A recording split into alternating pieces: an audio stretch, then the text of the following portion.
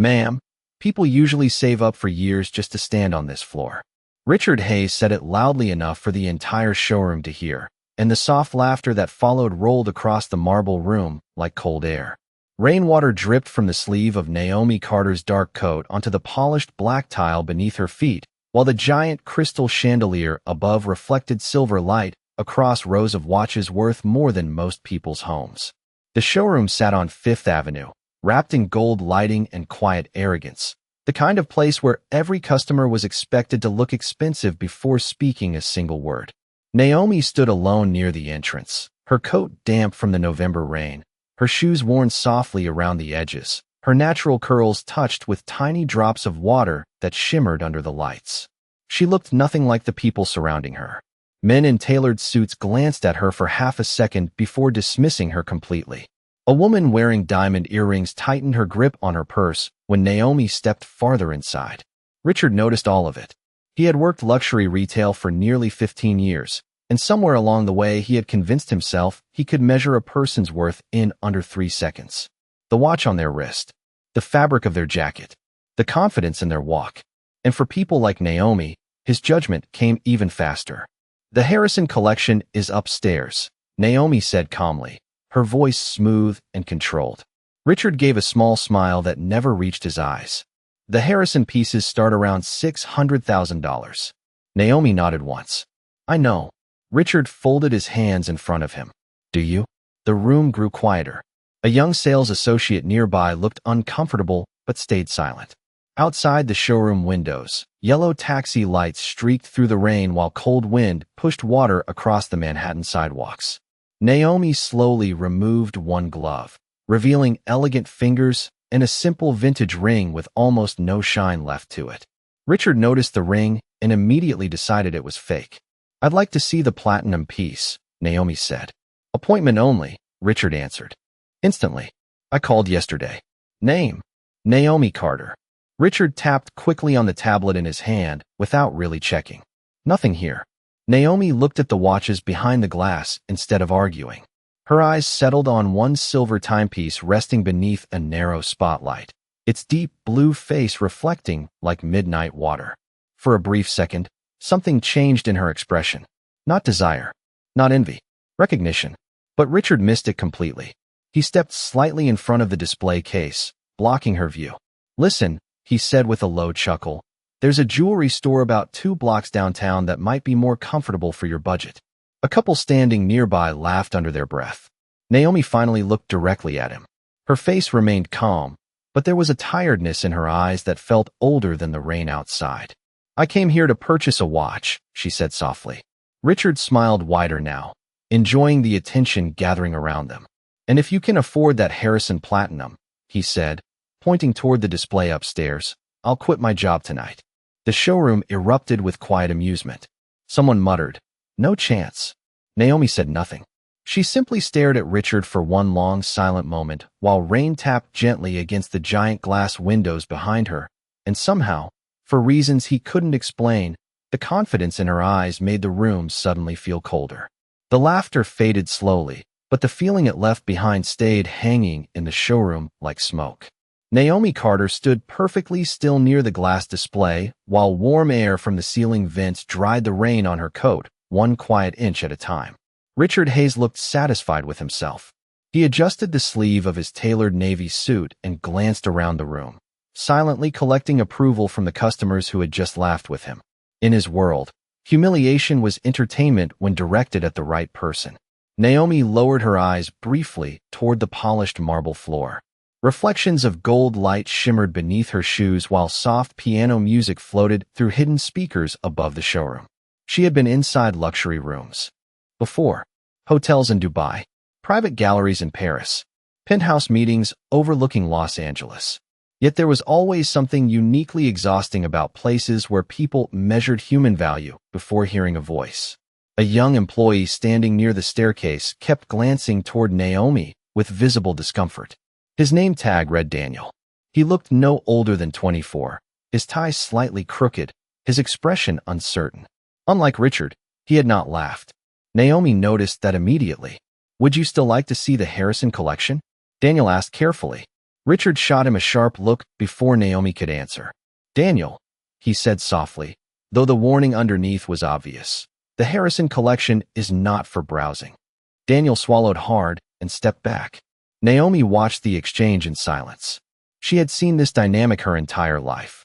One person trying to hold on to kindness, while another taught them that cruelty was safer.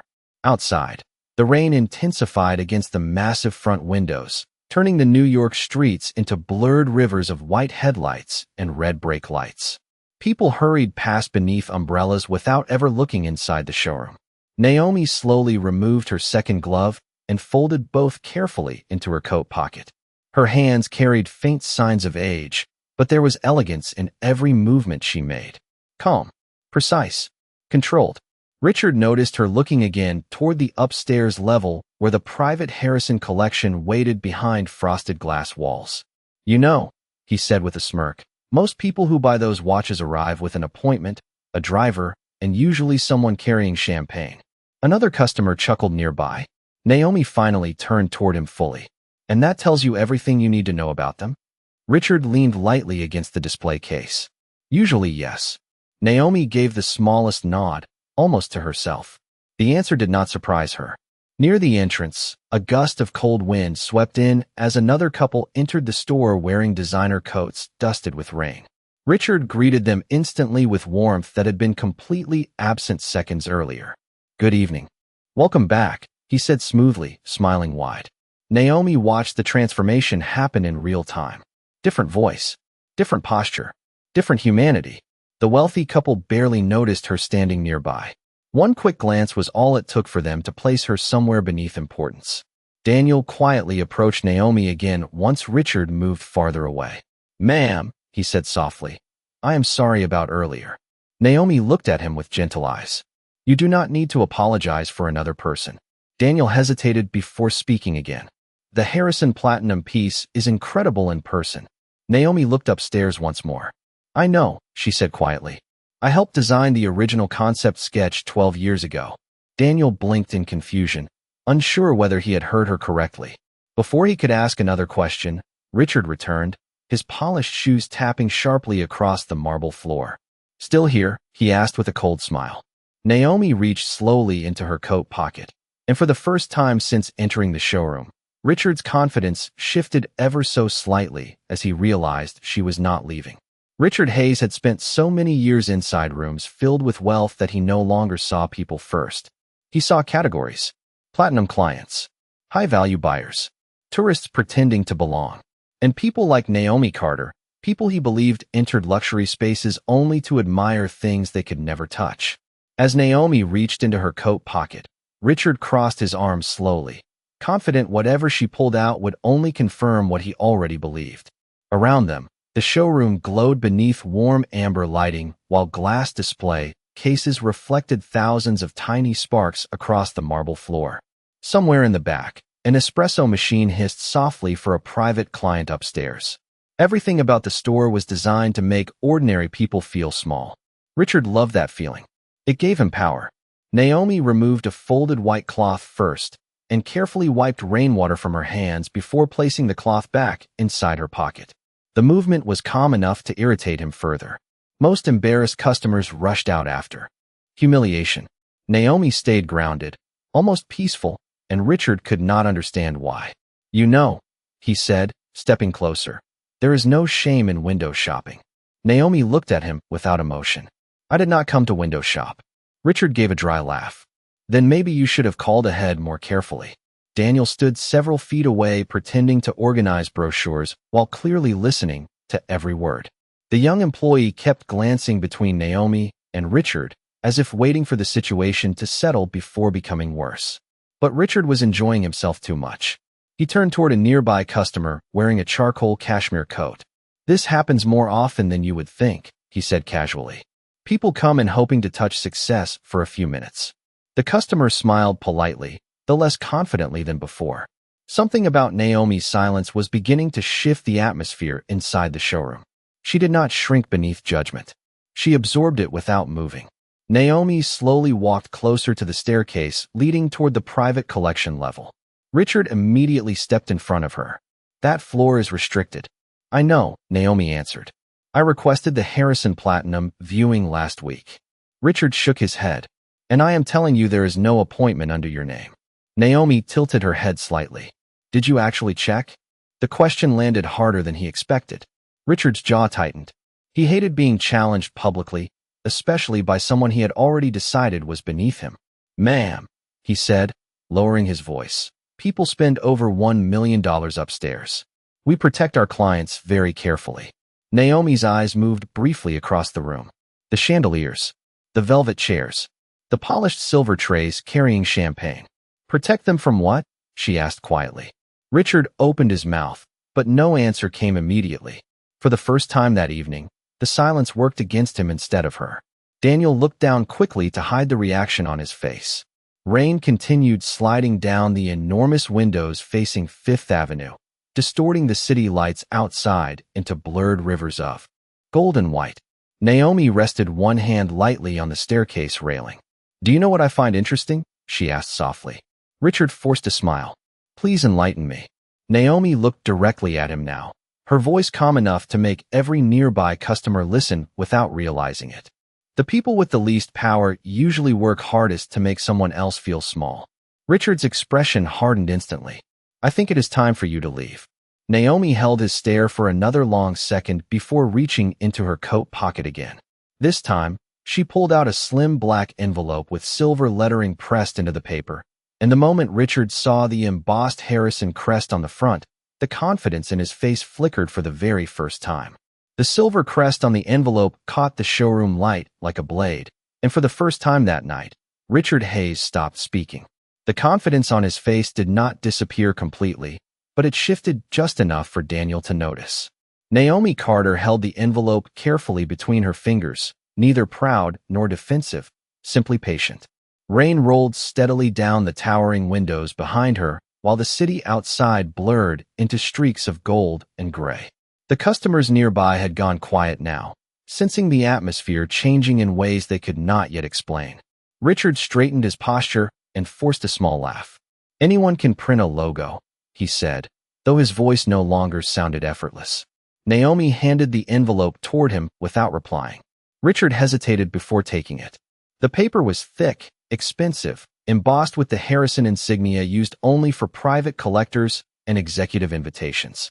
Daniel recognized it immediately because he had seen one during training orientation months earlier. Richard opened the envelope slowly, trying not to reveal the sudden tension building in his chest.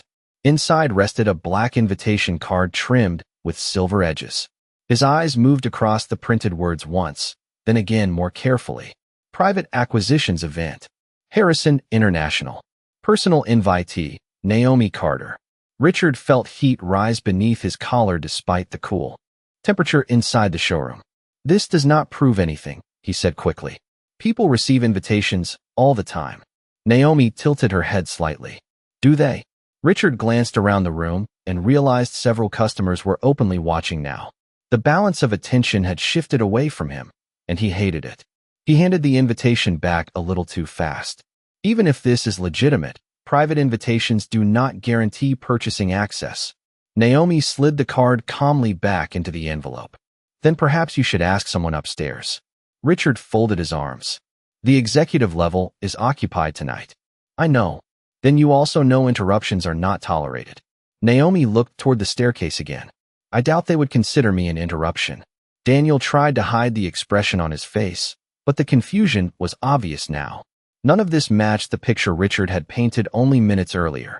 Naomi did not argue like someone desperate to prove herself. She spoke like someone already accustomed to being listened to. Richard sensed the shift happening around him and pushed harder against it. Ma'am, he said firmly, I think there has been a misunderstanding about your place here. Naomi met his eyes directly. No, Richard. I think there has been a misunderstanding about yours. The sentence landed with terrifying calm. One customer quietly stepped away from the display case, suddenly uncomfortable witnessing the exchange. Near the front entrance, thunder rumbled softly above Manhattan, while cold rainwater raced down the glass in silver lines. Richard forced another smile, but it looked thinner now. You seem very confident for someone who walked in soaked from the street. Naomi glanced briefly at her damp coat sleeve. Interesting, she said softly. You keep noticing the rain, but not the person standing in front of you. Richard opened his mouth to respond, but before he could speak, a sharply dressed woman descended halfway down the staircase from the executive floor above. She carried a tablet against her chest and paused immediately when she saw Naomi standing below. Her entire expression changed. "Miss Carter," she said. In surprise, the room fell completely silent. Naomi looked up calmly. "Good evening, Evelyn." The woman hurried down the remaining steps, ignoring Richard entirely. "We have been trying to reach you for over an hour," Evelyn said. "Mr. Whitmore is waiting upstairs." Richard felt the blood drain slowly from his face. Daniel stared openly now. Even the customers nearby had stopped pretending not to listen. Naomi reached for her gloves quietly while Evelyn continued speaking with visible respect. "The Harrison board delayed the presentation until you arrived," she said. "Everyone is already in the conference suite." Naomi nodded once before finally turning back toward Richard. He stood frozen beneath the warm chandelier light, no longer looking like the most powerful person in the room. For several long seconds, nobody inside the showroom moved. The only sound came from the rain striking the giant windows and the distant hum of traffic outside on Fifth Avenue.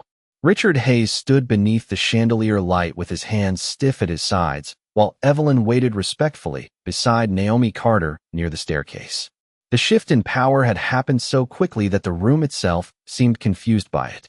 Moments earlier, Richard had controlled every conversation in the showroom. Now he could barely find words. "Mr. Whitmore is expecting you upstairs," Evelyn repeated gently. Naomi gave a small nod, but before turning toward the staircase, she looked once more at the silver watch inside the display case beside Richard. "The blue dial still catches light too aggressively under warm tones," she said calmly. "I mentioned that during the first prototype review." Evelyn blinked in surprise. "You were right," she admitted quietly. "The Geneva clients said the same thing last quarter." Daniel stared openly now, realization spreading across his face piece by piece. Richard felt his stomach tighten. He knew the Harrison collection had been developed through private collaborations with elite investors and luxury consultants, but he had never once imagined the quiet black woman standing in front of him had been involved at that level. Naomi adjusted the sleeve of her damp coat with slow elegance. "Has Mr. Whitmore finalized the Tokyo expansion proposal?" Evelyn nodded quickly. "He refused to sign anything without your approval." Another silence spread through the room. A customer near the entrance lowered his champagne glass halfway, suddenly aware he had laughed earlier when Richard mocked her. The warmth inside the showroom now felt uncomfortable, almost heavy. Richard forced himself to speak. "Ms. Carter," he said carefully, "if there has been some misunderstanding tonight, I assure you." Naomi turned toward him before he could finish. Her face remained calm, but the exhaustion in her eyes looked deeper now, older than the expensive room surrounding them.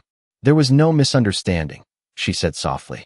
"You understood exactly what you wanted to understand." Richard opened his mouth again, but the words would not come, because deep down, he knew she was right. He had looked at her wet coat, her skin color, her quietness, and decided her value before she ever spoke. Daniel looked down toward the marble floor, embarrassed on behalf of the entire store. Evelyn glanced between them carefully, sensing tension she clearly had not walked into expecting. "Should I prepare the conference suite?" she asked Naomi. Naomi nodded once. In a moment, then she stepped closer to the display case Richard had blocked earlier and rested her fingertips lightly against the cool glass. The platinum Harrison piece shimmered beneath the spotlight, silver and blue like moonlight trapped beneath water. "Beautiful craftsmanship," Naomi said quietly. "It deserves better people protecting it." Richard felt the sentence hit harder than any public humiliation ever could, because she did not raise her voice. She did not insult him. She simply spoke the truth without anger, and somehow that made the shame worse. Near the back of the showroom, one of the customers quietly walked away from Richard's section entirely. Another avoided eye contact with him. The atmosphere had changed completely now, not because Naomi revealed wealth, but because everyone suddenly saw what Richard had revealed about himself. Naomi finally reached into her coat pocket once more and removed a slim matte black card. Without drama, she handed it to Evelyn. Daniel caught a glimpse of the silver lettering and nearly stopped breathing. "Carter Global Holdings." one of the largest private investment firms in the world. Evelyn accepted the card carefully with both hands. Mr. Whitmore said if tonight went well, Evelyn said quietly, the acquisition announcement could happen before Christmas. Richard felt his heartbeat stumble. Acquisition. The word echoed inside his head while he stared at Naomi in disbelief. This was no wealthy customer. This was the woman deciding whether the entire showroom chain would soon belong to someone else. Naomi looked at Richard one final time beneath the golden lights reflecting across the marble floor. You said if I could afford the watch, you would quit, she said softly. Be careful what promises you make to strangers. No one laughed anymore. The showroom that had felt warm and loud only minutes earlier now sat beneath a strange, uncomfortable silence. Even the piano music drifting through the ceiling speakers seemed quieter somehow. Richard Hayes stood frozen beside the glass display, while Naomi Carter slipped her gloves back onto her hands with calm, measured movements. Outside, the rain had softened into a fine silver mist that blurred the lights of Manhattan into soft streaks against the night. Evelyn remained near the staircase, waiting patiently, but she no longer rushed Naomi.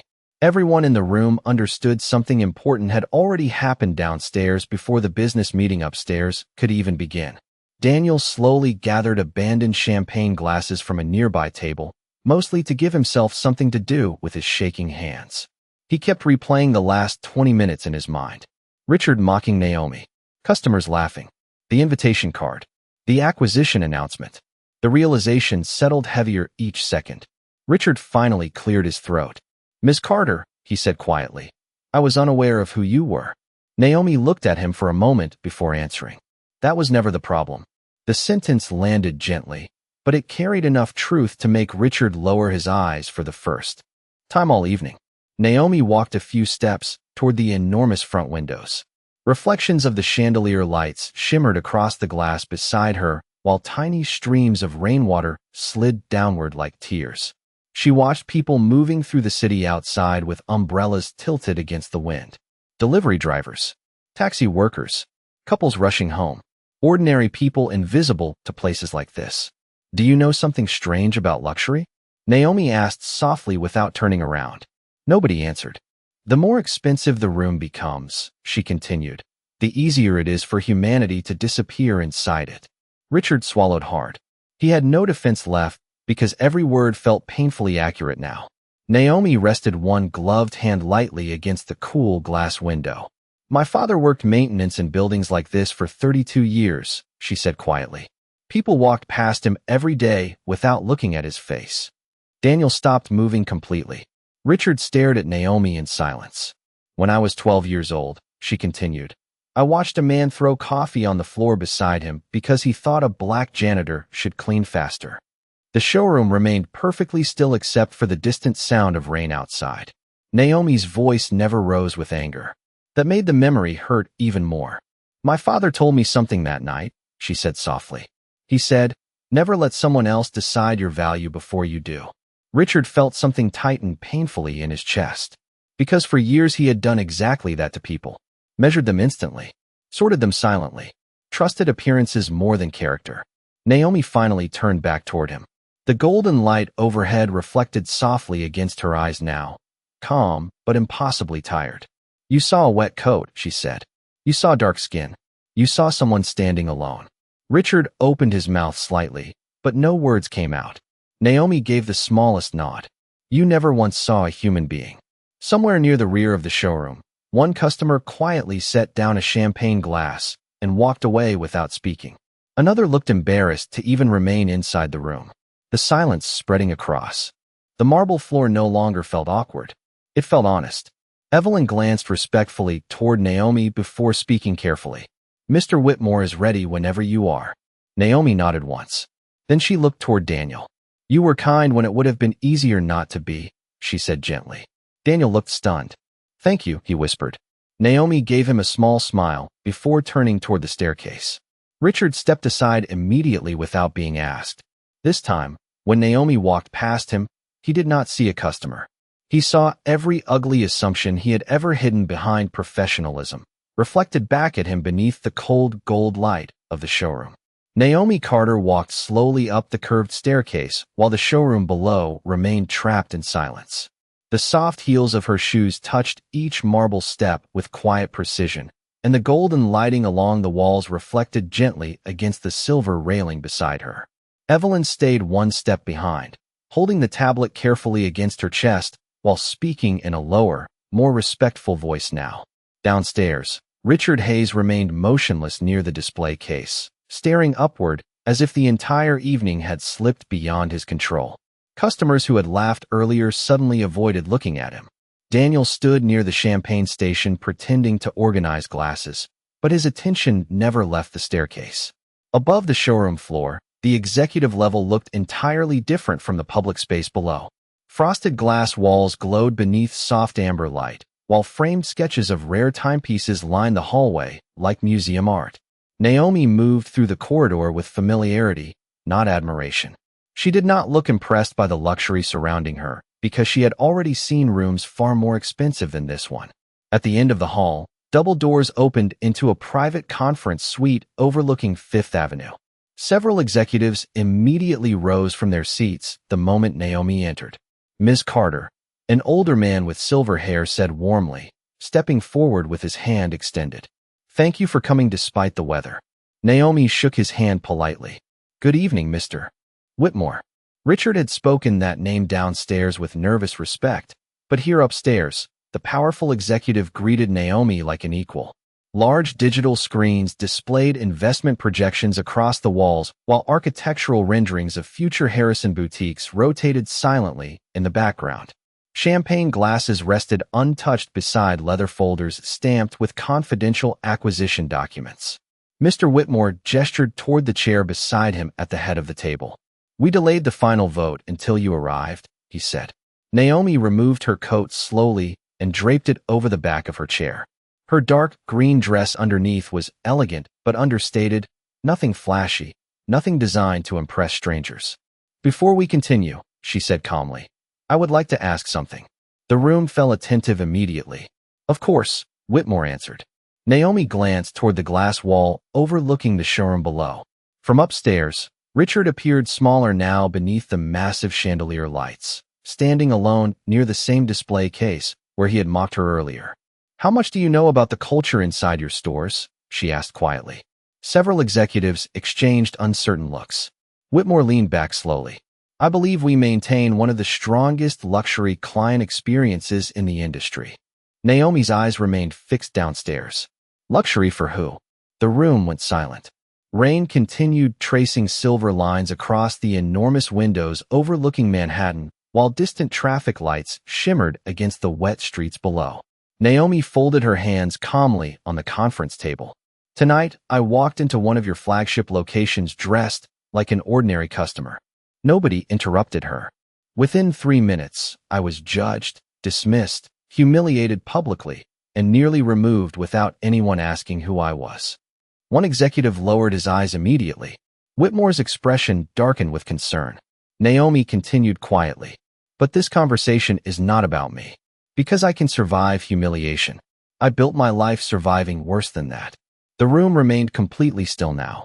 "The real question is this," she said softly. "How? Many people walk into your stores every year and leave believing they were invisible." Downstairs, Richard finally sat heavily on one of the velvet chairs near the display case, his face pale beneath the warm showroom lights. He no longer looked powerful.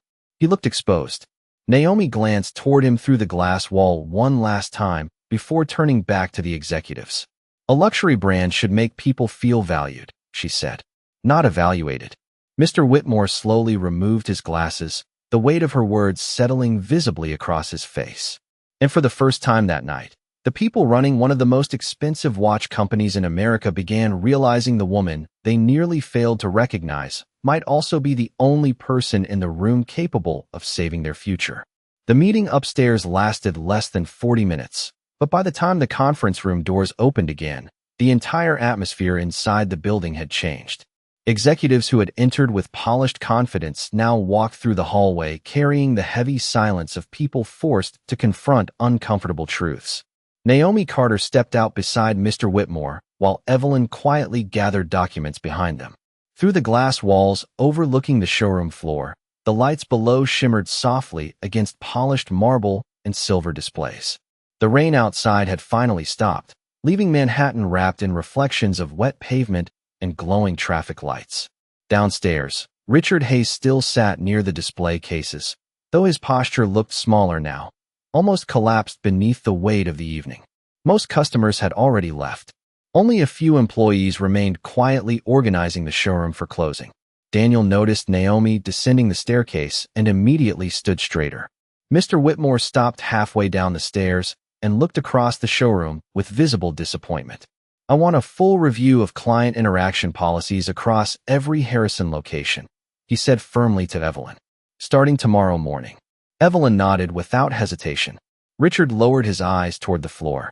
Naomi continued walking slowly down the staircase, her hand gliding lightly along the silver railing while soft golden light reflected across the glass around her. Nobody spoke as she reached the showroom floor again. The silence no longer felt tense. It felt reflective. Richard stood carefully when she approached. The confidence he had worn earlier that evening was completely gone now. Without the performance, without the smirks, without the luxury showroom acting like armor around him, he suddenly looked older, more human. "Ms. Carter," he said quietly, his voice strained with embarrassment, "I owe you an apology." Naomi stopped a few feet away from him.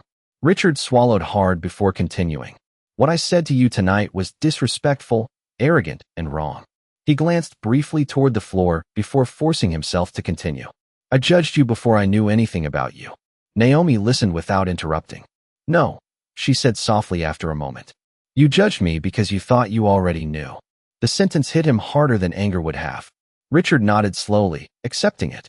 "You are right." Near the back of the showroom, Daniel paused beside the champagne station, listening carefully. Even Evelyn stood still now. Richard took a slow breath. "I spent years convincing myself I understood people," he admitted quietly. "Tonight, I realized I only understood appearances." Naomi looked at him for a long moment beneath the warm chandelier light. She could see the humiliation in his face, but also something rarer. Recognition. Not fear of losing status. Not fear of consequences. Genuine shame. "Do you know the dangerous thing about prejudice?" Naomi asked softly. Richard shook his head once. "It makes ordinary cruelty feel normal." The words settled heavily into the room. Naomi glanced toward the massive front windows where the rain had stopped completely now. Outside, the city lights reflected beautifully across the wet sidewalks like liquid gold. "My father used to say people reveal themselves most clearly when they think nobody important is watching," she continued quietly. Richard closed his eyes briefly, understanding exactly what she meant. Naomi could have destroyed him publicly. She could have demanded his resignation in front of everyone downstairs. She could have humiliated him with the same ease he humiliated her. But she did not. That realization seemed to hurt him more than punishment ever could. "I said I would quit if you could afford the watch," Richard said with a weak, embarrassed smile that quickly disappeared. Naomi looked toward the platinum Harrison piece still glowing beneath its spotlight. "I did not come here to take someone's job," she answered calmly. Richard looked genuinely surprised. Naomi reached into her coat pocket and placed a folded business card gently onto the glass display between them. "But if you stay," she said softly, "learn to see people before you evaluate them." Richard stared at the card silently while Naomi turned toward the entrance. Daniel quickly hurried forward to open the door for her, and this time, everyone in the showroom watched her leave with something they had failed to give her when she first arrived. Respect. Cold night air drifted into the showroom as Naomi Carter stepped through the open glass doors and onto Fifth Avenue. The rain had ended completely now, leaving the streets shining beneath the glow of streetlights and passing taxis. Reflections of gold, white, and red stretched across the wet pavement like moving rivers of light. Behind her, the massive Harrison showroom stood quieter than it had all evening, its bright windows glowing against the dark Manhattan night like a world suddenly forced to see itself clearly. Daniel remained holding the door open a second longer than necessary, watching Naomi disappear slowly onto the sidewalk. "Good night, Ms. Carter," he said softly. Naomi turned slightly and gave him a warm smile. "Good night, Daniel." Then she stepped into the flow of the city, her dark coat moving gently in the cold wind while distant sirens echoed somewhere far downtown. Inside the showroom, nobody spoke for several moments after the doors closed. Richard Hayes still stood beside the glass display case where the evening had begun, staring at the folded business card Naomi had left behind. The chandelier light reflected softly against the polished marble floor while employees quietly finished closing procedures in near silence. Even the atmosphere of the room felt different now, stripped of the arrogance that had filled it earlier. Mr. Whitmore descended the staircase slowly with Evelyn beside him. He stopped near Richard without immediately speaking.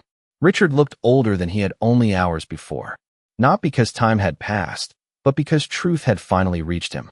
Tomorrow morning, Whitmore said calmly, every employee in every Harrison location will begin new training protocols. Richard nodded once. He understood why. Whitmore glanced toward the showroom windows where Naomi had vanished into the city lights. Luxury without humanity is just expensive emptiness, he said quietly before walking away. Richard remained alone beside the display case after everyone else drifted toward closing duties. The platinum Harrison watch still rested beneath its spotlight, glowing silver and blue against the dark velvet stand. Earlier that evening, it had represented status to him, power, exclusivity. Now all he could think about was the woman who stood in front of it while he failed to recognize her humanity. He remembered her words clearly. You saw a wet coat. You saw dark skin. You never once saw a human being. Outside, Naomi walked slowly down the avenue while the city breathed around her in waves of headlights and cold November wind. She passed construction workers packing equipment into trucks. A tired woman carrying grocery bags onto a late bus. A janitor in a navy uniform sweeping rainwater away from the entrance of an office building. Naomi slowed briefly when she saw him. The man looked older, shoulders tired from years of work, but he nodded politely as she passed. Naomi nodded back with quiet respect before continuing down the sidewalk. High above the city streets, giant glass towers reflected the moonlight like silver mirrors.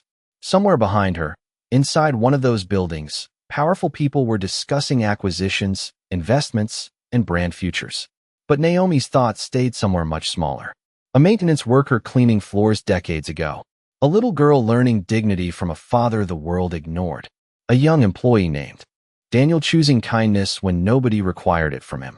The city wind moved softly through Naomi's curls as she reached the corner intersection and waited for the signal light to change. Across the street, a jewelry advertisement glowed bright against the side of a building, promising elegance, status, perfection. Naomi looked at it for only a second before smiling faintly to herself. Then the crosswalk signal changed. She stepped forward with calm confidence, disappearing into the moving crowd beneath the lights of Manhattan, while the wet pavement behind her reflected gold like scattered pieces of dawn. And somewhere inside the Harrison showroom, beneath chandeliers and polished glass, silence remained where arrogance used to live.